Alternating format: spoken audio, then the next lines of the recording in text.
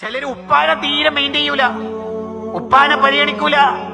ഗൾഫിലൊക്കെ പോയി ദീർഘകാലം കഷ്ടപ്പെട്ടുണ്ടാക്കിയ വീടും എല്ലാ സൗകര്യങ്ങളും മക്കളെ കെട്ടിച്ച് എല്ലാം കഴിഞ്ഞ് ഉപ്പ പ്രായമായി. ഇപ്പോൾ ഉപ്പാക്കായിട്ട് സ്വന്തമായി വരുമാന മാർഗങ്ങൾ ഇല്ലെങ്കിൽ ഉപ്പ നിസ്കരിച്ചിട്ട് വരുമ്പോ ഉമ്മയും മക്കളും ചർച്ച അവസാനിപ്പിക്കും. ഉപ്പ വരുന്നുണ്ട്, ബാക്കി പിന്നെ ചർച്ച ചെയ്യാം. ആ പാവത്തിന് എത്ര വിഷമുണ്ടാവില്ലേ? ഉപ്പ പൊതുവെ കരയൂല, ഹൃദയം കൊണ്ട് അങ്ങനെ കരയും. എപ്പോഴെങ്കിലും കണ്ണിൽ വെള്ളം നിറഞ്ഞാലായി. എന്നെ ആർക്കും വേണ്ടാന്ന് തോന്നിപ്പോകുന്നവരാണ് നമ്മുടെ നാട്ടിലെ കൂടുതൽ ഉപ്പമാരും. ആർക്കും വേണ്ടല്ലേ? ഈ ആൺമക്കളൊക്കെ ഒന്ന് കൂടിയിരുത്തിട്ട് ഉപ്പാനോട്, ഉപ്പാക്കെന്തോ ഒരു സങ്കടം, 2-3 ദിവസമായിട്ട് എന്തോ കൈമ കാശില്ലാത്തതിന്റെ പ്രശ്നം. ഉപ്പാനോട് ഞാൻ പറഞ്ഞിട്ടില്ല, ഉപ്പാക്ക് എന്താ പ്രശ്നം? ഞാൻ ഉപ്പാനോട് ഒരു കാര്യം ചോദിച്ചിട്ടു, ഉപ്പ എനിക്കൊരു മുത്തം ശരിക്കും ഉപ്പ കരഞ്ഞു